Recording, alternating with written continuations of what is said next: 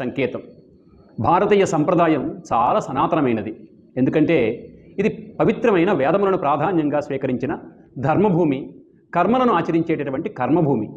ఈ పవిత్ర భూమి, ధర్మభూమి, కర్మభూమి అయిన భారతదేశంలో వేదకాలం నుండి కూడా ఖగోళ సంప్రదాయాన్ని ఒకదాన్ని ప్రవేశపెట్టి ఆయా గ్రహములు రాసులను చలనం చేయటం సంప్రదాయ ప్రకారం తెలియజేశారు. అందులో గ్రహాణామధిప సూర్య, గ్రహములకన్నింటికీ రాజు సూర్యభగవానుడు. ఆ సూర్యభగవానుడు ఒక రాశి నుండి మరొక రాశిలోనికి మారేటప్పుడు ఆ రాశి ప్రవేశాన్ని సంక్రమణం అంటారు. అటువంటి సంక్రమణ పర్వదినం రేపటి రోజు మనం జరుపుకోబోతున్నాం. సంక్రమణానికి ముందు రోజు పండుగని దీనిని భోగి అని నామకరణం చేశారు. అయితే సమస్తమైన భోగములకు ఇది ఆలవాలమైన పటిష్టమైన విశిష్టమైన రోజు. ఏమిటి భోగములకు ఆలవాలం అంటే, మన భారతీయతలో మిగతా కాలమంతా కూడా కష్టపడి పనిచేసిన ఈ మాసం అంటే పుష్యమాసం, హేమంత ఋతువు. ఈ పుష్యమాస హేమంత ఋతువులో విపరీతమైన చలిలు ఉన్న కాలంలో మహనీయులైనటువంటి పెద్దలందరూ ఈ చలి నివారణ కోసం విశిష్టమైనటువంటి పవిత్రమైన మంటలు వేయడం అనే ఒక సంప్రదాయాన్ని ప్రవేశపెట్టారు. బమ్మెర పోతన గారు చెబుతారు, అహములు సన్నములయ్యను దహనము హితమయ్యే దీర్ఘదశలయ్యనిసల్ బహుశీతోపేతం వై ఉహు అని వడకే లోకము ఉర్వీనాథ. పోతన గారి భాగవతంలో పద్యం ఇది. ఏమంటారంటే ఆయన, పగళ్ళు చాలా కాల ప్రమాణం తగ్గిపోయాయి, రాత్రుల కాల ప్రమాణం విపరీతంగా పెరిగింది. ప్రతి ఒక్కరికి ఇంటింట వంట కోసమే కాక చలి కాచుకోవడం కోసం కూడా మంటలు వేసుకుని అలవాటు చేసుకున్నారు అని. అటువంటి మంటలకు తార్కాణంగా భోగి పండుగ నాడు వేకువజామునే భోగి మంటలు వేయడం అనే ఒక సంప్రదాయం మన దేశంలో ఉన్నది. ముఖ్యంగా మన తెలుగింటి 3 నాళ్ల పండగ భోగి, సంక్రాంతి, కనుమ. ఈ 3 నాళ్ల పండగలో మొదటి రోజే ఈ భోగి. ఈ భోగి నాడు ఇంటింటా మనం వేకువజామున ప్రాతకాల వేళ మేల్కొని శుచిర్భూతులై కాలకృత్యాలు నెరవేర్చుకొని భగవంతుని ప్రార్థన చేసుకొని వీధికి మధ్యలో లేదా వీధికి బయట మంటలు వేస్తాం. ఆ మంటలలో ఎక్కువగా పెద్ద పెద్ద ఆకృతి కలిగినటువంటి చెక్కలను, కర్రలను వేసినప్పటికీ ఇళ్లలో ఉండే పాతబడిన వస్తువులని ముఖ్యంగా దాంట్లో అగ్నిదగ్ధం చేస్తాం, మంటలలో వేసి కాల్చేస్తాం.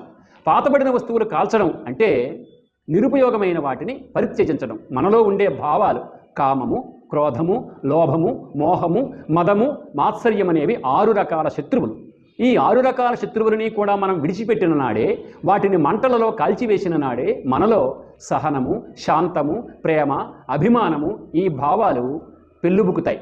సద్భావాలు మనలో కలగాలంటే, మనం పవిత్రం కావాలంటే భోగి మంటలలో మనలో ఉన్న చెడు గుణాలను పరిత్యజించాలి, సదాచారాలను పాటించాలి, దురాచారాలను విడిచిపెట్టాలి. ఈ దురాచారాలను విడిచిపెట్టడం కోసం పాతబడినటువంటి బూజుపట్టిన భావాలన్నింటినీ మంటలో వేసి మంటల్లో వాటిని కాల్చివేయడమే భోగి మంటలకు ఉన్నటువంటి ఒక పవిత్రత. కాగా దీన్ని పౌరాణికంగా మన పెద్దలు చెప్పిన మాట ఏంటంటే, రామాయణ కాలం నుండి ఈ భోగి మంటలు వేసే సంప్రదాయం ఉంది అని చెబుతారు. ఏంటి రామాయణ కాలానికి భోగి మంటలకి అనుబంధం అంటే, శ్రీరాముడు లంకానగర ప్రవేశం చేసి తన ఇల్లాలైన సీతాదేవిని రక్షించడం కోసం రావణుని మీద దండయాత్ర ప్రకటించాడు. అదే సమయంలో రావణుని యొక్క ఇల్లాలు పరమ పతివ్రతా శిరోమణి ఆమె పేరు మండోదరి. మీకు తెలుసు, అహల్య, ద్రౌపది, కుంతి, తారా, మండోదరి స్తథా పంచైతే పతివ్రతాహ. వీళ్ళు అహల్య, ద్రౌపది, తార, కుంతి, మండోదరి అనే వాళ్ళ 5గురు పతివ్రతలు. అందులో మన భోగిమంటలకు సంబంధించిన కథాభాగానికి రామాయణంలో రావణాసురుడి భార్య మండోదరి ప్రధాన భూమిక. మండోదరికి భోగిమంటలకి ఏమిటి సంబంధం అంటే, శ్రీరాముడు సీతాదేవిని రక్షించడం కోసం లంకానగరం మీద దండయాత్ర చేసిన సందర్భంలో దండయాత్రకు వెళ్ళినప్పుడు అక్కడ మండోదరి తన భర్త అయిన రావణుడికి రాముని చేతిలో మరణం ఉంది అని తెలుసుకొని శివుని ఇల్లాలైన పార్వతీమాత కోసం తపస్సు చేసింది. ఆ తపస్సు యొక్క ఫలితంగా అమ్మవారు ప్రత్యక్షమై, మండోదరి, నీకు ఎట్టి పరిస్థితులలో దీర్ఘ సౌభాగ్యము, పరిపూర్ణ మాంగళ్య యోగము ఉంది అని చెప్పడం జరిగింది. ఆ వరాన్ని తీసుకొని మండోదరి ధైర్యంగా ఉంది. కొద్ది రోజులలో సీతారక్షణ కోసం రావణుడు రావటం, రావణాసురుని వద్దకు రాముడు రావటం, రావణుని యుద్ధంలో రాముడు ఎదిరించి రావణుని యొక్క 10 కుత్తుకలు ఉత్తరించి రావణ సంహారం చేయడం జరిగింది. తరువాత ఎప్పుడైతే రావణుని మరణం జరిగిందో మండోదరి ఆవేదనతో, ఆందోళనతో రాముని వద్దకు వచ్చి, శ్రీరామ, నీవు అవతార పురుషుడివి, కానీ పరమశివుని ఇల్లాలైన పార్వతీమాత ఇచ్చిన వరం ప్రకారంగా నాకు దీర్ఘ మాంగళ్య సౌభాగ్య యోగం ఉన్నది, నా భర్తని చంపావు నువ్వు, మరి నాకు మాంగళ్య యోగం ఎలా వస్తుంది అని అడిగినప్పుడు దానికి సమాధానంగా శ్రీరాముడు చెబుతాడు, అమ్మా మండోదరి, నీ భర్త ఎల్లవేళలా లోకానికి ఆరాధనీయుడే.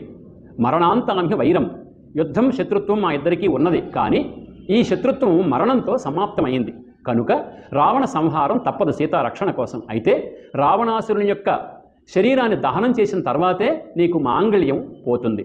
దహనం పూర్తి కావాలి అంటే ఎప్పటికీ కాదు. లోకంలో రావణ కాష్టం, రావణ దహనం ఎప్పటికీ పూర్తి కాదమ్మా. ఈరోజు పవిత్రమైనటువంటి భోగి పండుగ.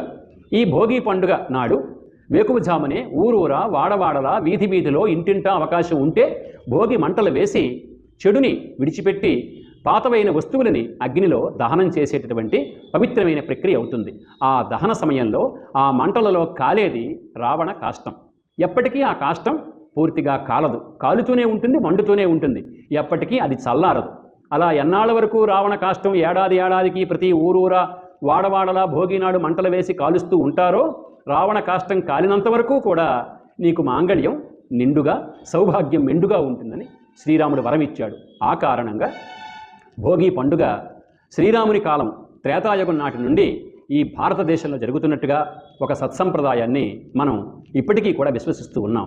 ఇలా భోగి మంటలు అనేవి పర్వదినంగా ఒక విశేషమైనటువంటి భారతావనిలో ఒక పండుగగా సంక్రాంతికి ముందు రోజున మనం జరుపుకుంటూ ఉన్నాం.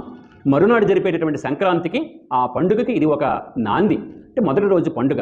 ఈ భోగి పండుగ నాడే పవిత్రమైనటువంటి దేవతారాధనలు చేసి, ఈ పవిత్ర ఆరాధనలు అయిన తర్వాత షడ్రసోపేతమైనటువంటి ఆహారాన్ని వండి తన బంధుమిత్రులతో, ముఖ్యంగా కొత్త అల్లుళ్లతో, ఇంటి నిండా కూడా సందళ్లతో ఊరూరా వాడవాడలా పండుగ జరుపుకుంటారు.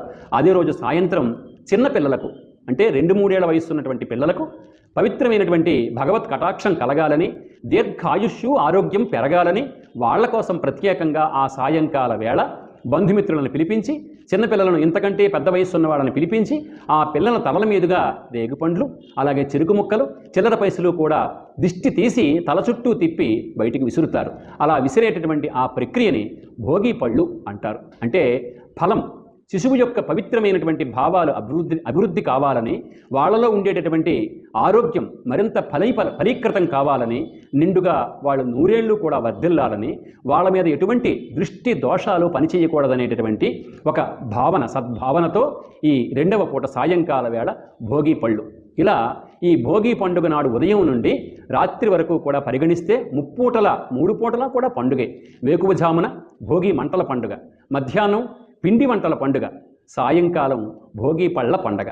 అంటే ఉదయం నాడు జరిగేది రావణ కాష్ట దహనం, మధ్యాహ్నం జరిగేది షడ్రసోపేతమైన విందు భోజనం, సాయంకాల వేళ జరిగేది చిన్నారి చంటి పిల్లలకు నిండు 100 ఏళ్ళు కూడా వర్ధిల్లేటట్టుగా వాళ్ళలో ఉండే అనారోగ్యాలు, దోషములు తొలగిపోవాలని, ముఖ్యంగా వాళ్ళపై ఉన్న దృష్టి దోషాలు, నరుడి కంటికి నల్లరాయి కూడా పగిలిపోతుందనేది ఒక సనాతన ధర్మం. అంటే చెడు దృష్టి, నరదృష్టి చాలా ప్రమాదకరం.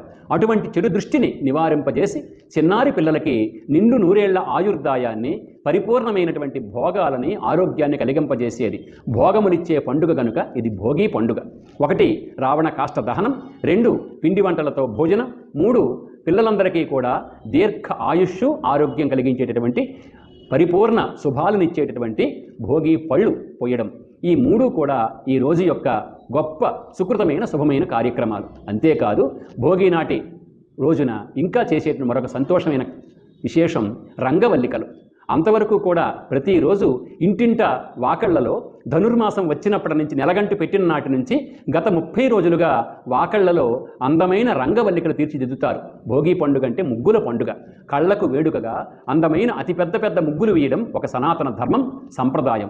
ఈ ముగ్గులు ప్రాచీన కాలంలో వరిపిండితో చక్కగా వేసేవారు. రాను రాను ఆధునిక కాలంలో సున్నపు పిండి, మరేవో రంగురంగుల పిండి వచ్చినప్పటికీ భారతీయ ధర్మం, సనాతన సంప్రదాయం వరిపిండితో వేయడం. అయితే వరిపిండితో ఎందుకని కొంతమంది ప్రశ్నించవచ్చు. ఆరు బయట వరిపిండితో ముగ్గు వేయడం వల్ల మన దేశంలో ఒక సంప్రదాయం ఏంటంటే, ఆ వరిపిండిని గాలిలో నిండేటటువంటి కొన్ని రకాల జీవులు, ముఖ్యంగా కాకులు లాంటి పక్షులు ఆ పిండిని ఆహారంగా తింటాయి.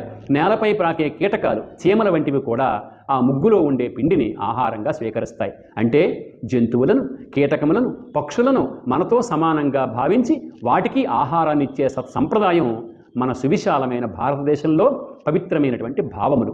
అటువంటి రంగవల్లికలు తీర్చిదిద్దడం కూడా ఈ భోగి పండుగ నాటి మరొక విశేషం. ఇంకా వైష్ణవ సంప్రదాయం ప్రకారం చెప్పవలసి వస్తే 30 రోజుల పాటు పాసురములు, తిరుప్పావై చాలామంది వినే ఉంటారు. తిరుప్పావై పవిత్రమైనటువంటి స్తోత్రములు, 30 రోజుల స్తోత్రాలు.